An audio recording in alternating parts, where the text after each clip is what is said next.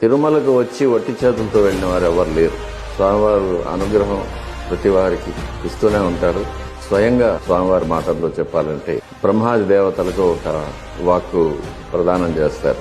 నేను ఈ శ్వేతవరాహ కల్పం చివరి వరకు సాక్షాత్ వైకుంఠంలో ఎలా ఉంటానో అదే వైభవంతో ఈ వెంకటాచల పర్వతాల్లో వెలిసి ఉంటాను.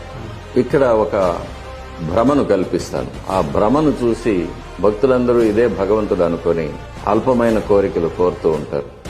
వాళ్ళకి ఆ కోరికలను నేను అనుగ్రహించి వాళ్ళని పంపించేస్తూ ఉంటాను. వాళ్ళు మళ్లీ మళ్లీ కోరికలతో వస్తూ ఉంటారు, మళ్లీ తీర్చి పంపిస్తూ ఉంటాను. ఏ కోటిలో 10 కోట్లలో ఒక్కడు వస్తాడు. ఆ భక్తుడు నాకు నువ్వే కావాలి అంటాడు. అటువంటి భక్తుడిని నేను చేరదీసి నా పాదాల దగ్గర ఉంచుకొని జీవితాంతం కాపాడి చివరికి నాలో నేను ఐక్యం చేసుకుంటాను.